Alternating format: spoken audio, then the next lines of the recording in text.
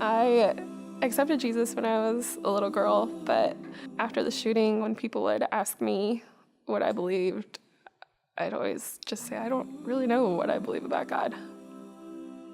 I am a survivor of the Columbine High School shooting. The cafeteria is where the shooters actually came in. One of our teachers came in and told us that they had guns, and so we ran up the stairs, and the classrooms were right as I came up the steps, and I could see people kind of coming to the windows, and I wanted to stop and tell them what was going on, but all I could do was run. It's like you, in those types of scenarios, you just don't have any control of your body. It's like you're floating almost, and I was pushing people down, which is not something that I would normally do. I was just running, but the thought that came across my head was, if I were to die today, I don't know if I'm going to heaven or hell. I was really angry that I had to ask that. I was mad that, yesterday I believed, and today, I don't know. It's not that I felt guilty for being alive. It was more that I was angry for having to question my faith. Why do I have to go through this?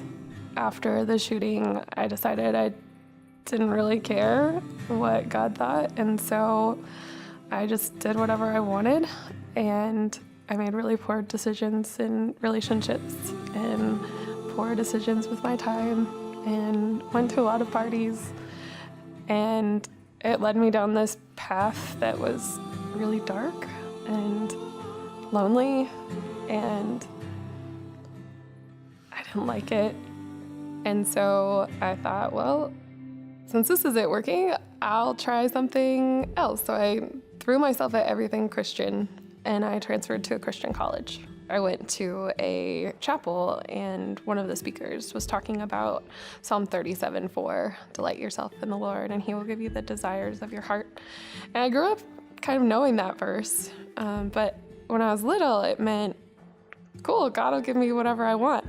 But the way that the speaker worded it was more, God puts desires in your heart. He helps you, he puts them there, so he'll give them to you. And so I took that, and I went back to my dorm room and just wept. And I just said, God, what I want more than anything is to know that you're there. And I want to know that I know. Through the next year, I was surrounded by people that just loved on me and were my mentors that just encouraged me to be able to be me and ask the questions that were hard. So during that time of questioning and seeking and trying to figure everything out, I had this dream where I was back in the school, and I dropped to my knees, and a gun was pointed to my head, and I screamed out, I believe in Jesus Christ and I'm going to heaven. And the gun went off and everything turned white, and I woke up.